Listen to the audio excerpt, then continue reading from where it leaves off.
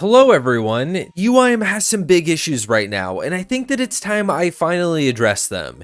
If you're just interested in the unique Iron Man progress videos or variety content, don't worry, all that good stuff is on the way, and I have a very special video coming next time. But today, I want to talk about some issues that are facing the Ultimate Iron Man community, and I'm going to offer suggestions on how to fix them.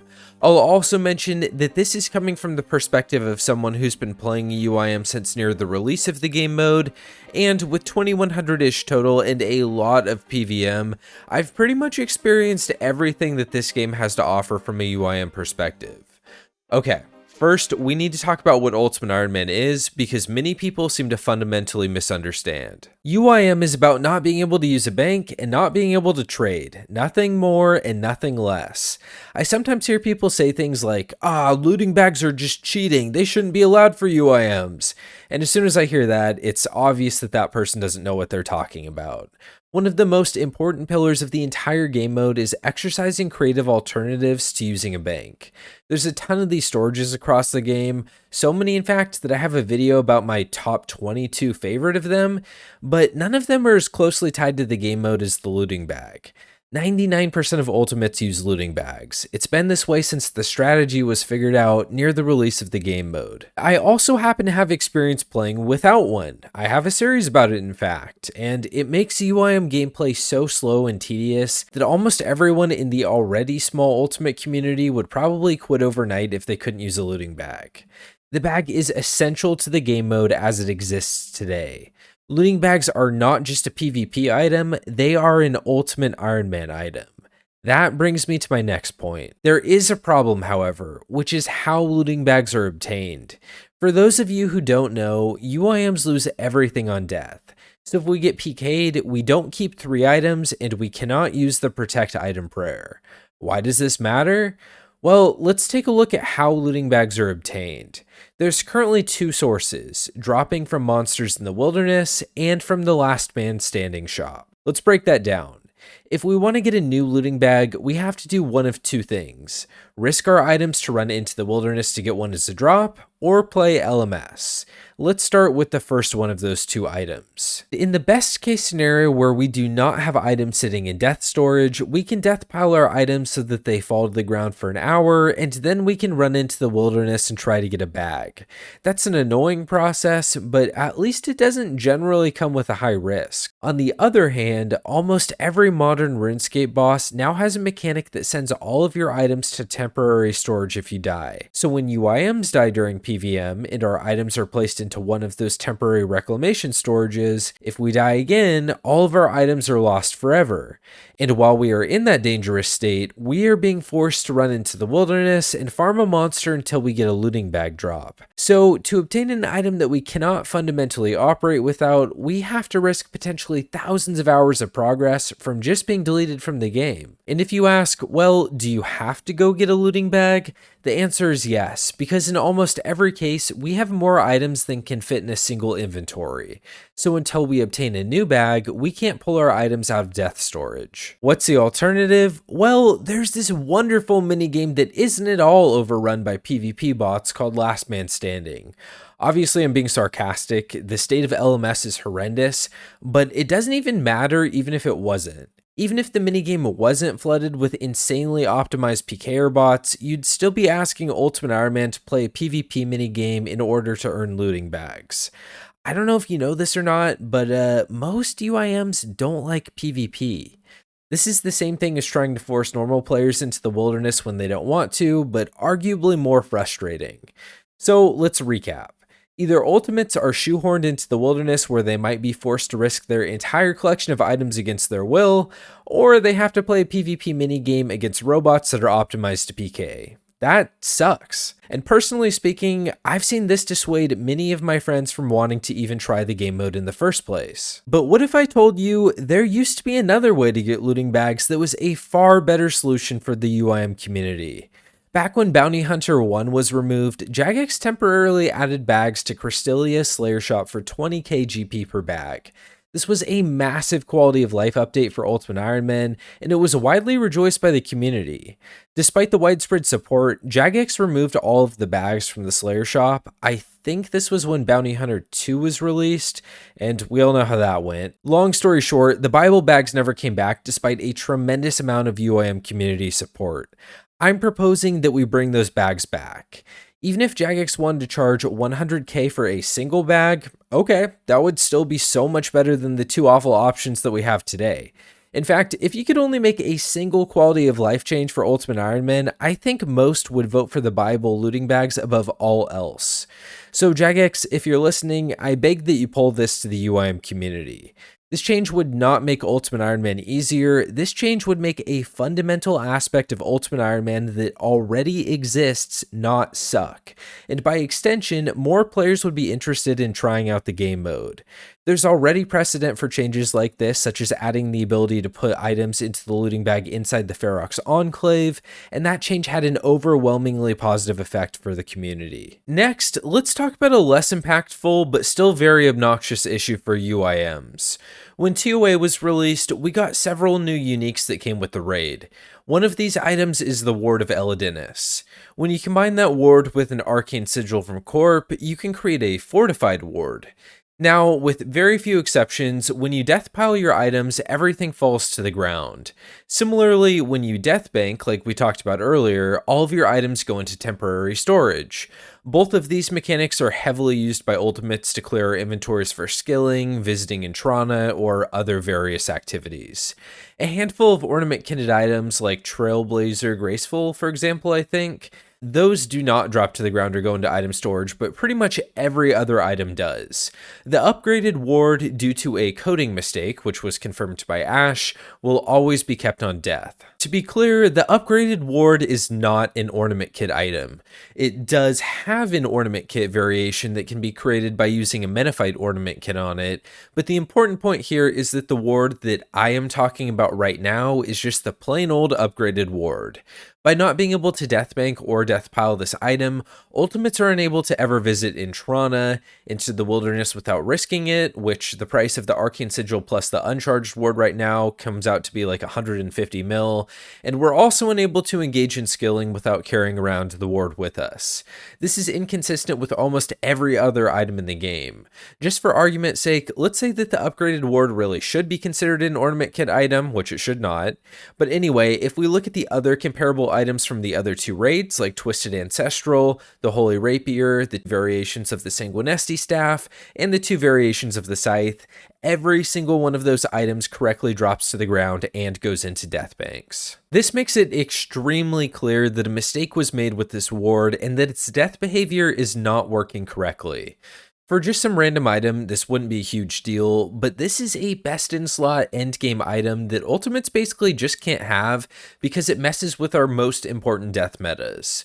Like I mentioned, Ash has been kind enough to comment on the item, and he acknowledges that this seems to be a bug due to the way that the item is flagged, but the bug still hasn't been corrected. Jagex seems to want to make a larger change to make UIM death mechanics more consistent across the board so that we don't have random issues like this one popping up. That's great, but it doesn't sound like that's coming anytime super soon, or at least that hasn't been communicated. And I know the community would really appreciate if this one item could be quickly corrected in the meantime, since it's much more impactful than, say, the ornament kitted Graceful that we spoke about earlier. Jagex, if you're listening and you need more information about how this item should be behaving or the specifics of the problem at hand, drop me a DM on Twitter or Discord and I'd be more than happy to provide those details. That brings me to my third topic, which is a little bit more controversial. I'm going to go over the arguments for and against this, so just bear with me while I lay everything out. Storage mechanics in the game are very inconsistent, specifically for stash units. For anyone unfamiliar, stash units are small storage units which can hold items for clue steps. UIMs often use these to stash a few useful items away. For example, something simple like an Amulet of Strength in a Hard Clue stash, or an Abyssal Whip in a Master stash. One important point is that most stash units require more than one item, and if we want to access a useful item in one of these stashes, we have to take everything out of the stash unit. This is a good balance for UIMs, as it provides storage utility, but usually at the cost of some inventory space. The issue that's been debated with these has to do with item variation. For example, the stash unit in the Enchanted Valley that's meant to store a Dragon Axe can also store an Ornament kitted Dragon Axe, an Infernal Axe, an Ornament kitted Infernal Axe, or a Crystal Axe. Another example is the Warrior Guild stash that requires a Dragon Defender, but can also take an Ornament kitted Dragon Defender or the Avernic Defender. The Crystal Axe in the first example and the Avernic Defender in the second example are particularly important to note because of how those items are upgrades to the item that's required for the stash. There are many more instances where this is the case for stash units, but there are also a handful of stashes that don't allow upgrades. The most prominent of these are probably the Nate is not Helm stash not allowing a Nate is not face guard, the Bandos boot stash not allowing Guardian boots, and the Dragon boot stash not allowing prims. The UIMs have been debating whether these stashes should be updated to allow their upgraded counterparts for a long time. The argument against this is that allowing this might be too powerful. The Face Guard, Guardian Boots, and Prims are all useful items for late game UIM. The argument for aligning the remaining stashes to allow these upgrades is that it's very confusing to have a random subset of stash units that do not allow upgraded items, while most do. Here's where I personally stand on the matter. I can store my Avernic Defender, Bofa, Crystal Axe and Pickaxe, upgraded Ivan Staff, imbued Slayer Helm, and Infernal Cape in stashes that do allow upgraded item variations. Other than maybe the Ivan Staff and Infernal Cape, those cases are all equally useful or more useful than the Face Guard, Guardian Boots, and Prims. I get that people don't want to make the game easier, but this stash unit precedent has already been set, and the meta is already deeply baked into how Ultimates play. At a certain point, I think it would just be better to bring the remaining stash units in line with how we're using all of the other already powerful ones.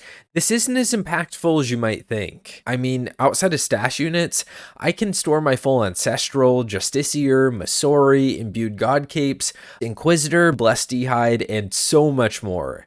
This is all to say, there's already way more impactful storages that can be used. And remember, UIMs also have to pay the inventory cost of pulling out all items from a stash unit, so that reduces the powerfulness of storing these items even further. The current stash unit rules are confusing and misaligned. UIM already has a lot of weird UIM specific rules in the game, and sometimes it gets confusing even for seasoned players. Stash units affect UIMs disproportionately since we use them more than the average player, but this inconsistency affects everyone. Good game design should aim to make mechanics consistent and easy to understand.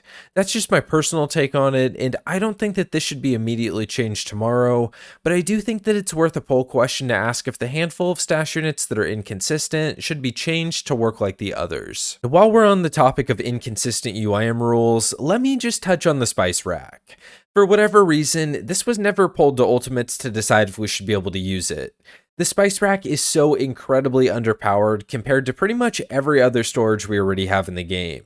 We'd still have to deal with the inventory space to gather the spices in the first place, the time investment is functionally identical, it's just allowing us to pay the time cost up front to store a few spices that are infrequently used anyway. From what I've seen, this storage is really uncontroversial, and surprisingly, everyone that I've asked about this topic are all on the same page that this should be pulled. Lastly, let's talk about how UIM ornament kits work today. A handful of ornament kitted items can be stored, like Gilded Dragon, but the vast majority cannot. In fact, using an ornament kit on an item comes at a cost for UIMs. What do I mean? Ornament kitted items become untradeable, meaning that they can no longer be placed in a looting bag and they become a permanent -1 inventory space for ultimates. Ornament kits are meant to be cool item variations that you collect over playing and shown off for fun, but for almost all ornament kitted items, UIMs have to decide if they want to sacrifice account functionality to keep the kit. What tends to happen is that a UIM will get a very rare ornament kit from a clue, not have the base item, realize that they might not get that item for another 1,000 hours, and then have to drop the kit because it doesn't make practical sense to hang on to it. Then, even if they do manage to get a hold of it, the item becomes a permanent fixture of their inventory since, again, kitted items cannot be placed into a looting bag. An arguably even worse situation is Raids ornament kits. Twisted Ancestral kits from Raids 1 are themselves untradeable, meaning UIMs are discouraged from even trying Chambers Challenge mode if they don't already have Ancestral or Omelet, because they just have to drop the kits or dust even if they got it. For TOB, hard mode is some of the most difficult content in the game, and the kits are RNG. If you manage to get one, great, now you have a permanent inventory blocker if you want to keep your Blood Scythe. And forget about keeping your Holy Rapier, Holy Sang, and Holy Kit for your Scythe, because 4 permanent inventory blockers doesn't make any sense for a UIM at all. Finally, in the case of TOA, you grind and practice and finally work your way up to besting some of the game's most difficult PvM encounters at 400 to 500 raid level for the kits. And then similarly, you have to decide if you now want to lose an inventory space to be able to show off the cosmetic that you just worked so hard for. Ornament kits are meant to be fun cosmetics to show off your luck or your skill in PvM. As it stands today, UIMs are punished for participating in this. So how can we fix the problem? What I would like to see is a new ornament kit case that stores the ornament kits themselves, not kitted items. So let's say I managed to get an Anguish kit from a Master Clue, a Sanguine kit from Hard Mode TOB, and a Cursed Phalanx from TOA. I could then place those kits into the new kit case, that way I could take them out to show them off when I want to. Finally, we could be included in being able to showcase our luck and our hard work, and we no longer have to feel awful when we manage to get a rare kit, knowing that it just isn't worth hurting our account functionality to keep it. To be clear, this would not change how clue items are currently stored at all, and I'm not proposing that we be able to store any new kitted items. We'd just be adding an additional ornament kit case so that we can actually have a means of showing off the rare kits that we get. This would also be a really nice way to store League's ornament kits, and it would have zero impact on any storage metas. It would literally just be a quality of life update so that Ultimates could better showcase the cosmetics that they've collected over the course of playing. So there you have it, a bunch of changes aimed at improving the existing UIM experience while simultaneously making the game mode more accessible. Reintroduce buyable looting bags, fix the bugged ward from TOA, make stashes more consistent and less confusing, pull the spice rack, and add a way to store ornament kits themselves. I think it's important that we always strive to make the game better. We all love Ultimate Iron Man, and we all want to keep its identity intact. Nothing here is aimed at making the game mode easier, it's aimed at improving metas that already exist and improving the gameplay experience. Whether it's Old School itself or the UIM game mode, there's always a vocal minority of old players who never want to see any changes at all and operate with the, well, I suffered, so you should too mentality. I think that's the wrong attitude to have, and we should all want RuneScape and UIM to grow. As always, thank you so much for listening, and if you made it this far, then please consider dropping a like and a sub, and I will see you soon for some very special content.